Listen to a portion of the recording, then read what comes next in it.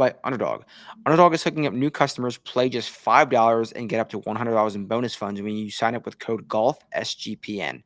College basketball is back. Make sure you sub to the College Basketball Experience to catch their daily podcast and download the SGPN app for free college basketball picks.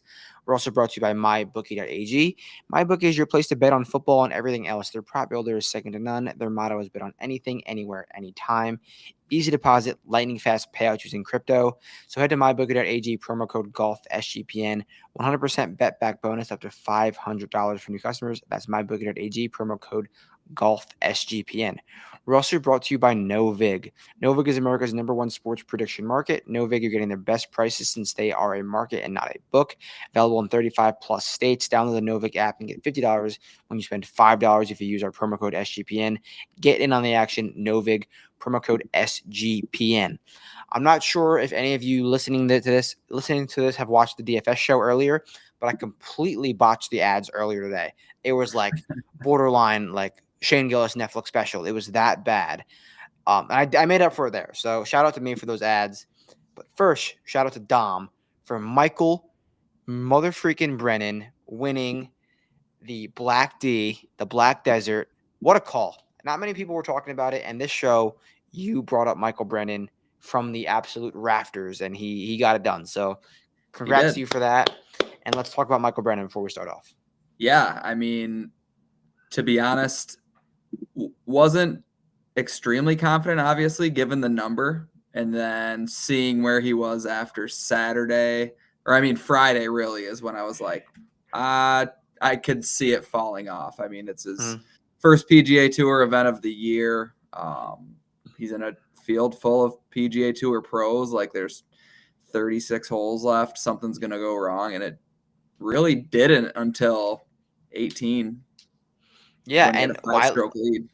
What the resilience that he showed early on Saturday too was a big talking point in my opinion. Like, he came out the gates, I think, on 2 or 3 with a double on Saturday, and usually like, anyone in that spot like doesn't really recover. And this guy in his first damn start battles back with birdies, has the lead going into Sunday, and hangs there. Hey, what do you have? A 3-shot lead going into Sunday? Like, and he ended up winning by like 3 or 4. So I mean, and had a 5-stroke lead on 18, and imagine he blew it on 18.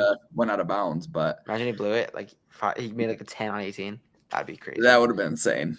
But even like, I sent you a couple tweets, and I know if anyone was watching the Golf Channel, they saw probably what he did off the tee. Like, gained the most strokes off the tee of the entire season in his first start is insane. With the amount of rounds that is tracked, I get that it was easy to find the fairway there, but his ball speed, some of the shots he was hitting off the tee were just unreal. He had multiple 400-yard drives, and we talked about last week or last event that the driving was on the easier side. But if you missed, especially playing with the lead, like, you can make an 8 out there. Like, you're behind a desert, you're like in the water, you're behind a rock. You could have really boned yourself last week, and he was minting those fairways, not missing by much, and got the job done. Yeah, stayed locked in. I mean, Matt McCarty last year, kind of in the same situation. He was a newer name. Michael Brennan this year, I don't know. Well, obviously, it's going to be a trend heading into next year, but I don't know if it's one I'm going to follow for 3 in a row. Could have just been a coincidence, but McCarty was there. He was playing really well too. He didn't had a bad Sunday round, but it was a fun week, and I know you definitely were in tune with that being on Brennan. So another great call for you in the fall. You might be our fall guy, and we got another fall golf tournament this week. We're down in Mexico. So what are you looking for at this golf course? It's pretty similar to Utah. I don't know if that's kind of how you feel, but off the tee, I mean, very easy to hit fairways. The greens are a little bit easier to hit here. Yeah. If you're not hitting greens, pack your bags. Yes. But overall, I baked in a lot of proximity, a lot of approach, birdie makers. I mean, Eckroat won last year at 24 under. EVR won the year prior at 27. So you need someone who's able to go low, and obviously that starts by hitting it close. I am weighing in proximity quite a bit this week. Yeah, this is a week where, I mean, Eckert's by no means a long hitter, but he hit damn near every fairway. But if you're a long hitter, great. There's multiple ways to get after it, just like we said in Utah. Obviously, a long hitter won in Utah, but there was guys who were not as long in Utah in the mix. So Yep. um, hit the fairway, whether you're hitting a 7-iron or a 9-iron or a wedge, there, you can hit it to 10 feet. So just this isn't a difficult handicap. We're both gonna find guys that we believe can hit it to 15 feet. It's just a matter of will those guys make the putt. So Right. I guess let's get into the leaderboard. Anyone that you like at the top of the leaderboard? I know this. We have a few guys up top. Ben Griffin is the favorite, followed by JJ, Max Grazerman, Higo, Hoey, Thorbjorsen, Olison, and you. That's everyone 10 to 30. So I guess we can group this all together. Is there anyone in this range that you want to give an eye on? If there's two guys here you like, who are those guys? 10 to 30. We talk about it every week in the fall, how kind of gross it gets up here. I think everyone's priced fairly. Yeah. Like, I would love to get to Spawn or Ben Griffin, but it really just doesn't make sense to pay that premium for one of these guys. But the two guys that really have my eye are two guys at 25, Thorbjorsen and Rico Hoy. I mean, not that Rico was putting the lights out, but he definitely showed a little bit watching him at the Black Desert or Bank of Utah, whatever you want to call it. All around, Rico rates out really well for me. 3 top 10s in his last 4 starts. He's just playing some really good golf, and I don't think he's exactly priced accordingly, just considering his form. Yeah, I mean, he literally will have 15 feet or less on every single hole. It's just a matter of he's Yeah. ball striking through the moon. He actually showed some signs with the putter in Utah. Obviously, was, I think, runner up to Brennan in Utah, and he lost strokes in the first round and then gained strokes the last 3 rounds. Had some of his best putting in weeks, in months. But Yeah. there was a time in late 2024 where he went on a run for like 4 months or 3 months of great putting. This could be the start of that for Rico Hoey. And if you're a believer in him, I would get on him. I was on him at the Bay Current where he played really well. Yep. I wasn't on him last week in Utah, which would have hurt if I didn't have him. But I mean, we know what Rico's ball striking is going to be, so he's one of my guys in here too. I like that call. Yeah, I just think 25 is a great value when you consider form. And like I said, especially on the back nine, I mean, towards the end, he kind of fizzled out, but there were some decent putts that he made down the stretch to kind of keep it close. How do you feel about Garrett Kickoff this week? I want to, because I'm fading him for sure. I'll probably fade him in a matchup, but the numbers make sense. They do, but he's yet in his career to really like parlay week after week after week after week. It's I been know random pops. This is probably the best little spurt we've seen. it probably is. Like we Yeah. haven't seen this. I mean, T7 Procore, second at Sanderson, and T4 at the Bay Current. Yeah. Even like you look at course history, T6 here last year. I mean, Yeah. it all makes sense. But yes, I believe I'm fading as well. All right. So He's I think just I'm so volatile. Like you said, he's never done this. And I guess he's young enough to like maybe he is going to be a guy heading into next year. But I don't know. The numbers gotten out of control. I think I'm with you exactly in this range. Usually we have 1 or 2 guys differently, but my guys here are probably Rico and Thorbs. If I had to pick one, it would be Thorbs. I Yeah. think we're not that he hasn't been playing well and hasn't been popular, but I feel like he's going a little bit under the radar. Like I feel like there's weeks that are just like, all right, it's a Thorbs week. We know he's going to play well, auto Thorbs, but I'm not really seeing that or hearing that from the Twitter sphere right now. Maybe I'm just not online enough this week, but my screen time is probably through the roof, so I am online. So Thorbs, I'm with you there. If I had to pick one, next range we'll go 30 to 45 on DraftKings. We got the Michael Brennan, Wyndham Clark, Keith Pearson, your guy, Nikki T, Jesper, Jacob Bridgman, Grillo, Nico Etch, Kiefer, Takumi, Matt Wallace, and that's it. So 3 guys here that you want to like on that you like, or anyone you like?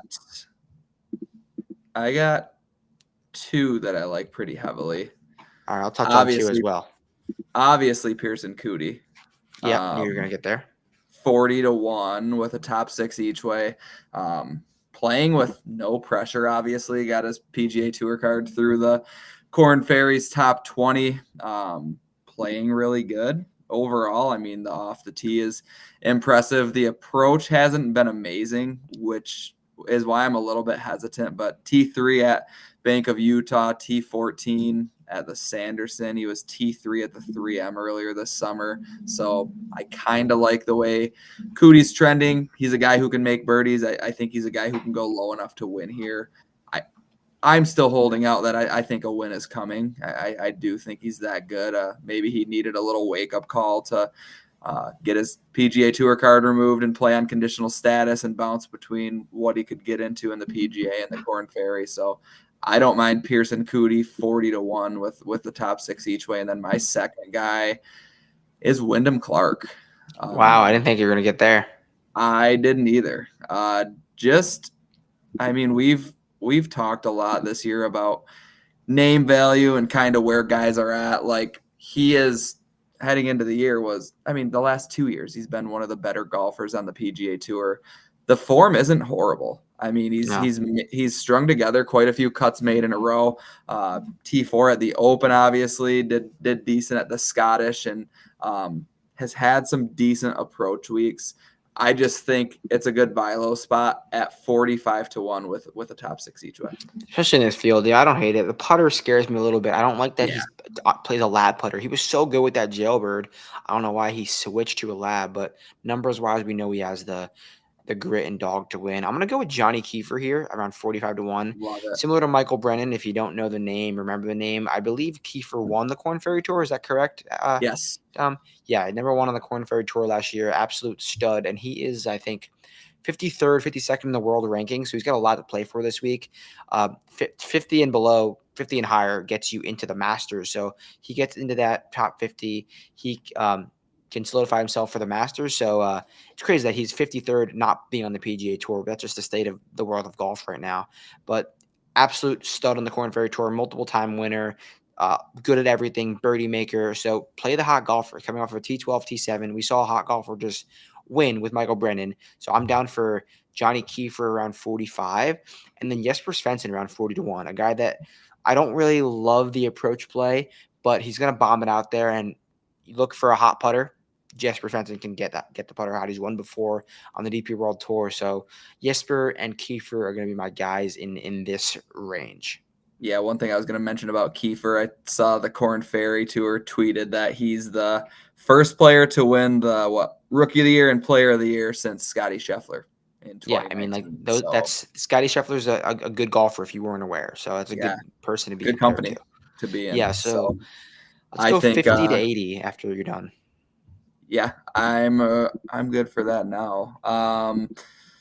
So Jacob Bridgman's 50. I was going to say Jacob Bridgman. I don't think I can fade him here. I mean, T14 here last year. The form isn't great overall. I mean, he's been struggling off the tee, which I'm not too worried about. Kind of sucks that he's like only popping around the green, which means nothing here. Nothing at all. It's really just me chasing a number, so I'm trying to figure out if I can actually get there. I don't know. It's when I see a number on the book I can get an each way that's that far from the other ones, I usually like to jump on it. I just don't know if I actually will get there. Same thing goes for Luke Clanton at 80. Luke Clanton is someone that has my eye. Like, he's 80-1 in this field. The dude was like 25-1 last year at this time. Yeah. And he's finally putting. Same thing as the T6 for me with Clanton. Gun to my head, I'm probably just going to take Clanton because he's been making some cuts, and I don't know. I like Clanton. Someone down here I'll give out is Patrick Fishburne. Patrick Fishburne, I believe he missed the cut in Utah, which is a home game for him, but he's been stringing along Good approach week, good off the tee week, good putting week. He hasn't really been putting it all together. Finished T12 here last year. It's a golf course that he's going to be very confident with off the tee. Going to bomb it out there and give himself a ton of wedges and birdie looks. We know he can get hot. We know he could get into the mix. And 7,500 to 1, I'm definitely down for some Patrick Fishburne. And then my second guy in this range, I just had my eye on him. Where did he go? Oh, I think it was going to be Luke Land. I think it I'll go with was. Luke Land. Yeah, I think it was going to be Luke Land, but you just robbed him for me. So Fishburne is, well, I guess Fishburne will be my guy here. So yeah, anyone else you like down here? Going down a little bit before we get to the triples. Grayson Sigg, a guy who I was on last year or last week or 2 weeks ago, whatever. Sorry, at the Bank of Utah. For a top 40 at plus 150, finished T15. Had good lead-in form. I kind of mentioned the back-to-back top 25s. Now he makes that 3 in a row with his finish at Utah. First in approach in the field, second in ball striking to just Rico Hoy. I just think he's extremely underpriced at 90 to 1. So maybe Grayson Sigg's more of a positional play and you ride that streak of top 25 finishes. Maybe P wins. I mean, Yeah. 90 to 1's pretty good value here for a guy with good form. All right, yeah, let's open it up a little bit. 100 to 1 and longer. I'm going to go with first guy, Isaiah Salinda. We see him pop at random. The last time I believe was in Mexico about a year ago. It was at the other Mexico event, whatever it's called, but he's coming off a Black Desert Championship in which he gained almost 8 strokes ball striking, one of his best ball striking weeks of his career. He's got a new caddy in the bag. I believe it's Joel Damon's old caddy. He's not putting, I will tell you that, so it might be better positional than anything, but I believe in the ceiling for Isaiah Salinda. I think he could be a great selection this week. I saw his approach numbers and everything pop last week as well. He was a guy who stood out to me. I'm going to go to 125 to 1 with Sammy Valimaki. Pre-tourney withdrawal last week. Not sure what happened with where he's at in the FedEx Cup fall. It was kind of odd to see him back out. I don't think there was any injury designation or anything. But anyways, he's 103rd in the FedEx Cup fall. Form isn't great, but his proximity numbers are, especially as of late. I don't know why, but like I said earlier at the top of the show, if you're putting it close, giving yourself a chance at birdies, I'm willing to give you a shot. So Sammy Valimaki at 125 to 1 for a guy who's been hitting it close, and he's gained in 3 straight on approach. So gonna go there and click the each way button as well. Yeah, I do like that. Another guy that I like top 20 is Ben Cole. Sorry, not top 20 to win is Ben Coles. Ben Coles, I believe, is 110 to 1 in some spots, but he is absolutely striping it and finally had a decent putting week. It wasn't decent. It was like around field average, which has been better than what he's been showing. So hopefully it's heading in the right direction. That's Ben Coles, 110 to 1. He rates out extremely well for me, and he was another guy who just his proximity. I mean, if I went 10 rounds or 25 rounds, I mean, he was right up there. He's been playing great, and he is a guy I'm definitely looking at as well. Yeah. My last guy for an outright would probably be Emilio Gonzalez. Gonzalez. Another Corn Ferry guy. Currently Mexico's only PGA Tour member heading into the 2026 season. Home game. He was 5th in overall money on the Corn Ferry Tour, made 19 to 25 cuts with a win, 7 additional top 10s. And I looked to see how far he grew up from the course. He grew up in San Miguel, just a short 27-hour drive over to the course here. So probably played it growing up and everything. So that checks out with Emilio Gonzalez here at 125 to 1. That every few days he'd be out there getting his reps in because he knew the resort course was gonna call his name one of these days. What a call, Emilio. All right, let's drive it back around. Let's each give 3 outrights, 2 positionals, and a matchup. I'll start us off with an outright, a guy that I did not mention. It's going to be Nico Echeverria at 40 to 1. We know he's going to get clean lies, and everyone knows if Nico Echeverria has clean lies, he's going to make birdies. It's not a thing that I say. The dude led the tour in par 3 birdie better percentage. He is an absolute problem with the clean lie. So Nico Echeverria will be my first guy at 40 to 1. All right, I'm going to stay in that same range and go with Wyndham Clark at 45 to 1. Like I kind of said earlier, chasing the name value. Wyndham Clark is one of the better and most prolific players in this field, I would say. He's strung together a lot of made cuts, and I think the 45 to 1 is really good value on Wyndham Clark.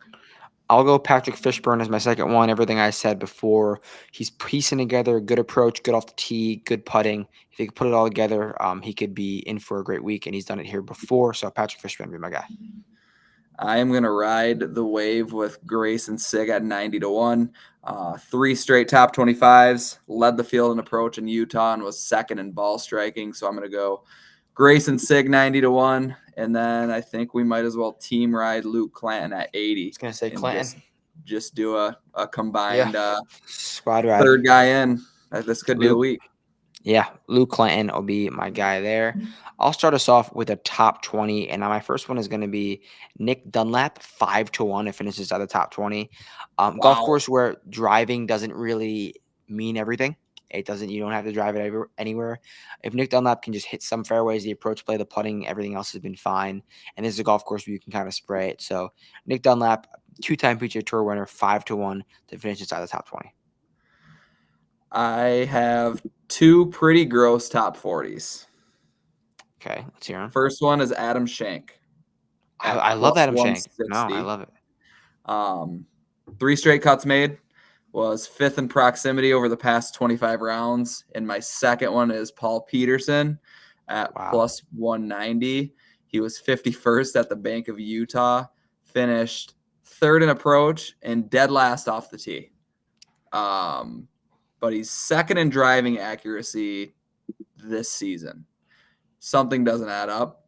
I assume he gets back to normal off the tee, and if his approach stays hot, I think Paul Peterson's worth a look as a top 40. All right, I have one more top 20. It's a 4 to 1 on Trevor Cohn, top 20. He gained strokes in every tee to green category for the first time since 2023. That tells you his game is in a good spot, and we've seen him get into the mix in easy scoring conditions before. He's long off the tee, and I believe he is a guy who could make something happen this year. So Trevor Cohn, get ahead of him, 4 to 1, top 20. Matchup each. You want to start us off? Yeah, I will go. I'm going to actually pick on Max Grazerman this week. I like that. His proximity hasn't been all that great. I know he had the 2nd place at the Zozo, played well here last year, but I'm going to take Rico Hoy at minus 110 over Max Grazerman. I like that a lot. I'm going to go with one that I probably believe we're both on. That's Michael Thorbjornsen, minus 115 versus Garrett Higo. Yes. Simply both high on on Thorbjornsen and low on Garrett Higo. Yep. I really think a poor week is going to be coming from Higo, so I will take that matchup all day. Oh, did Dom go? We're back. You gone for 1 second. I know. I love that matchup. Yeah. Well, did you just click the button or something? I didn't do anything. That's crazy, but we're here. But perfect timing. Well, yeah, that wraps it up at the exact perfect timing. That was funny. But Dom, let's go back to back. Let's go back to back fall winners. Hopefully, let's do it. It could be clan, so we can both get some juice. But thank you for joining me. Shout out your Vikings. A big win. You were at the game. Huge. Was there. Hope you had a good time. Was it a good time? It was a great time. Yeah. Pretty stress free. Outside of the Lions scored the TD, but then after that, when they tied it, it was pretty stress free. It's the first win I've seen in Ford Field in a few years. I've been to quite a few games there, and that was one of the more enjoyable ones. What a win. What a win. So shout out you a lot for Michael Brennan. Shout out the Vikings, and we will catch you guys next tournament.